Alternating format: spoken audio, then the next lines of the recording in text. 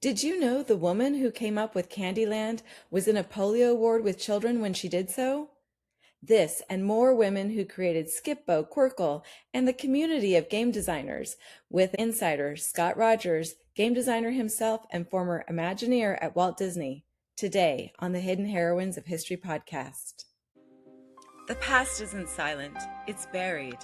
Welcome to Hidden Heroines of History. I'm your host, Gayvin Powers, a published author, award-winning screenwriter, and storyteller who brings women's history to life. Today we're welcoming back Scott Rogers, award-winning game designer and creative director on more than 50 AAA games for Disney, Sony, Capcom, Namco, and THQ, who's also been an Imagineer at Walt Disney, an author who has best-selling books that are used as the foundation of game design curriculum at universities all over the world. Let's welcome Scott. Welcome, Scott. Thank you so much for joining us today. Oh, it's my pleasure. Are there any female game designers that inspired you along the way as you were building your career? For sure. There are so many great female game designers. One of my personal favorites is she's a fellow San Diegan. Her name was Eleanor Abbott. She was a teacher who contracted polio at the turn of the 19th century. And so she found herself in a polio ward with all these poor little kids that were also suffering from polio. Most of them were very young kids. And so she invented a game that allowed the polio sufferers to do what they couldn't do in real life, which was to walk around. And so she invented a game called Candyland. And Candyland is a very well-known game, but that was invented for very young children who were suffering from polio originally. And as a matter of fact, if you look at the earliest copy of the game, one of the characters on the board has a brace on their leg that is kind of an homage to that polio victims. This reminds me too, nobody likes to go through hardships. Nobody likes to go through hard times, but it's really what we make of those hard times. Sometimes our greatest gifts come out of our hardest moments. And it really sounds like she got polio and then she saw these other children who were also suffering. She really made the most of that time and alleviated a lot of the suffering of the children she was around. Again, that's why I love games. It's a device for fun and to kind of ease this. I mean, maybe it's a little bit of a stretch, but to ease the suffering of people, to give them a few moments of joy in their life, or whatever. You make them feel smart or rich or strong. I would buy that. Yeah, I would buy that because I think just a few hours of a little escaping into another world or playing and imagining life a little bit better, or you get to adventure and be a character that you would never be in real life. It's inspiring. It gives a little reprieve to the hardships in life. I would definitely buy that, Scott.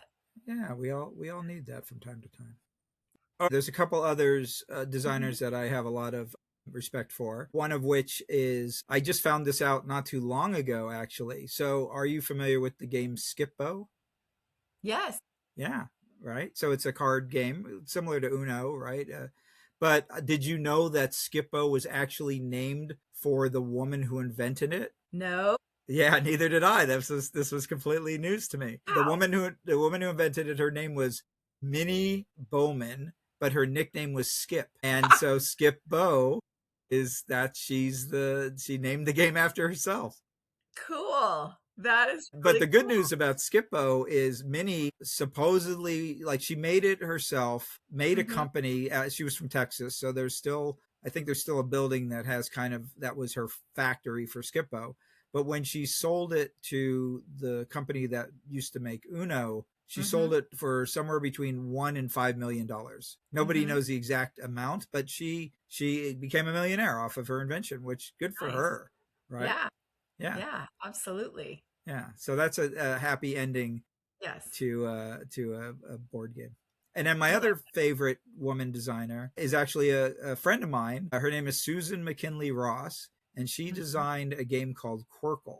Now, have you ever played Qwirkle? I've not, but I've heard of it, and I've heard people really like it. Yeah, so Qwirkle is, imagine Scrabble, but without the words. So you're matching colors and shapes, and you're creating these very pretty looking lines of patterns on the board, and when Mm-hmm. you get I think it's like six of a kind or six unique, that's a Qwirkle. So you shout out Qwirkle, I got a Qwirkle. But Susan was the first sole female inventor to win an award called the Spiel des Jahres, which is the Mm-hmm. German Game of the Year, which is a very prestigious award.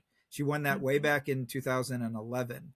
And there have been a few other women that have won that award since then, but she was the first to win it by herself. Now, there were other women that were part of a team, or they might have designed a game with their coworkers or Mm-hmm. husbands or whoever. But Susan was the first to do it all by herself, and she's a friend of mine, and she's great. That's awesome. I also like the concept of Quirkle because for people who aren't so good with letters or they have dyslexia or they have learning Yeah, differences, and maybe there's someone who's better with visuals yeah, or someone needs to learn their colors or what have you, right. that would be a really great game for them It to dive into. for sure. It even works well with colorblind people because each Mm. of the colors are a unique shape. So that Mm-hmm. way, there's no confusion over like, oh, is this a blue this or a blue that? That's great. Yeah.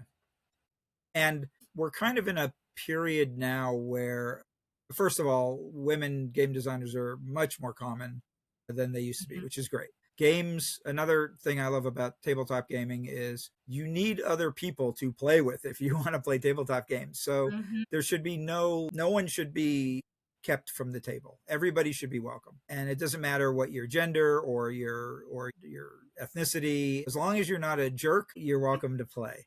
Yeah. I like that too. And I also love it because it encourages people to actually communicate with each other, Oh yeah. to get together, to talk, to work things out, to communicate. Yeah, and there are games where people work together or compete. There are cooperative and competitive games. One of the games that I designed is you work together. It's based on the movie Alien. If you're a sci-fi fan or horror Mhm. fan, it's based on that movie. But in that game, everybody's working together to try to not get killed by the alien, essentially. That sounds like a good idea. Yeah, yeah. It's the most family-friendly horror game you'll ever play, I think.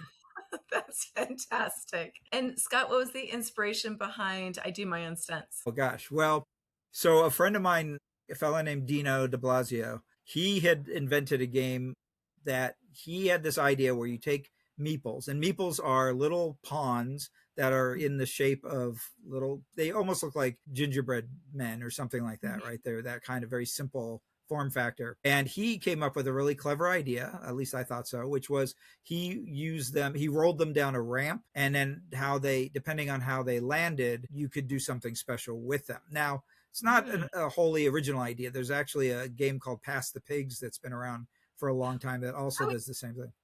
I was just thinking of Past the Pigs. Yeah, yeah, yeah. Yeah. Very, very similar concept. Yes. But Dino's used these little meeples instead of pigs. They were little people. And I was like, this is a really great idea. Do you mind if I use it for a game of my own? And he's like, yeah, go ahead.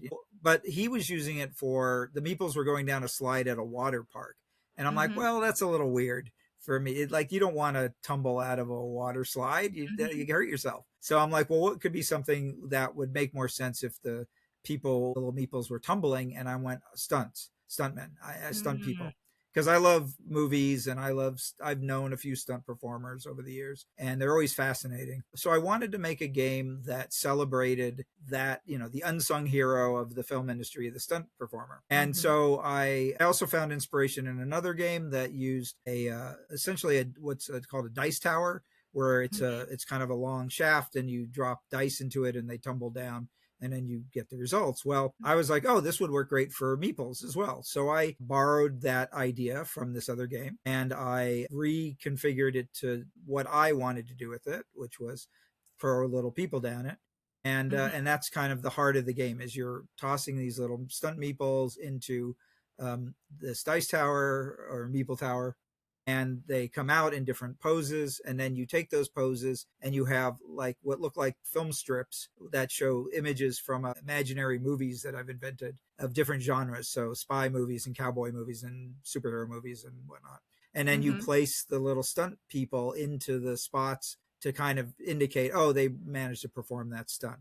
And then there's some characters that you can use to help kind of massage. Like if you don't like the way that the meeple has landed, you can use one of your stunt performers to readjust them. And those characters are kind of like parodies of famous stunt people. So if you know your stunt performers, you'll recognize some faces, but they're meant to be loving tributes. Not I'm not trying to capitalize on the fact that they're real stunt people. That sounds really fun, actually. Really, really It fun. is. It's fun. It Yeah. it was very well received. People really enjoy playing it. And now the downside of this is normally I would be like, "Oh, and where can you buy it, Scott?" Well, the problem is you can't because I only made 100 of them, and they have all been sold. So Mm-hmm. the only ones left, I think I have like two in my own collection, but other than that, everybody else owns their own copy. So maybe I've done this before with a couple of my other ideas, which was to go to a publisher of some sort and go, look, I've got this game. People like it. I've made 100 of them, but I'd love Mm-hmm. to have it reach a wider audience. Would you be interested in this? But I Mm-hmm. haven't. I wanted to make sure that everybody who owned or who bought the game got it into their hands first before I started thinking about other things to do with it. Right. It's Well, only it fair. sounds, I love that because they're like your test audience too. So they get to have a special game that very few other people have. Yeah. And then they get to check it out and play with it and give you feedback and tell you what they love. There's definitely some people in the tabletop gaming world value rarity and uniqueness. Mhm. It's a little bit like how book collectors love to get first editions and things like that, Right. Oh, right. hardcovers.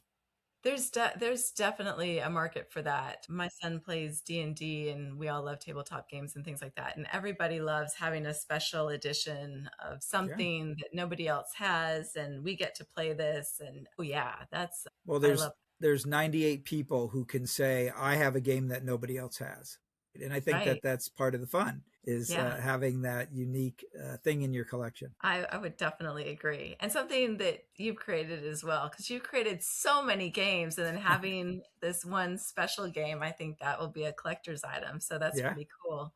yeah. Is there anything else you'd like to add before we wrap up today? Oh gosh. Well, I also have authored some books. I think you might have mentioned that at the top. Mhm. If you are into either video games or tabletop games, I have written three. At various times, they've been Amazon top sellers in their category. I write too. The video game one is called Level Up: The Guide to Great Tabletop or Video Game Design, and the other is called Your Turn: The Guide to Great Tabletop Game Design. So if you want to learn how to do these things, or even better, if you have someone in your life, like let's say a child or a relative or somebody, Mhm. a student who might be interested in making this their career. And I've been very fortunate. I've worked over 30 years making games for a living, and it's one of the best jobs out there. So I always tell people, if you can do it for a living, go for it, because it's great fun and there's never really a boring day. I would agree with that. I love being a writer because I love to play in my imagination all day and I love to be with other writers. And when one of us is stuck, we all get together and we start talking about how Yeah. to come up with answers and ideas and strategize our way through it and Yeah. being in a creative I've got a very great community of tabletop creators that live in Los Angeles, where I live, realm. Hmm. and we get together and we help each other. And that's the other thing that I love about the community is everybody is very eager to help each other, and because everybody wants everyone else to succeed. Hmm. There's not a lot of, at least not that I'm aware of, there's not a lot of vicious competition that you might find in Hmm. other industries. Again, you have to be a nice person to work in tabletop, because otherwise people won't play your game, and then what are you going to do? Right. Games are meant to be played. Right. I think finding good community with other creatives, other artists, I think that's really important. That has really meant a lot to me as well. Yeah, you've done a great job with that over the years, I've noticed. I thank you. I do love that. I love supporting other people and I love being happy for them when they do well. And just Yeah. like I get happy when I saw you coming out with your game, I got so happy knowing you were creating something new, and it just knowing that the world is getting better because we're all doing a little bit of something to make it better it's a good thing. It's a Right. really good thing. But we got to fight against the darkness. Absolutely. Here's to all of you. We see you. We appreciate you. Thank you. Have a great Ching. day. Cheers. Cheers. Thanks for joining me today, Scott. And thanks for being here, for listening to us at Hidden Heroines of History podcast. We'll see you again. Have a great day. Bye. Bye. If you enjoyed this, like, share, and subscribe. We have more amazing episodes planned. You can listen to them on the Hidden Heroines of History podcast on YouTube, Spotify, iTunes, and iHeartRadio.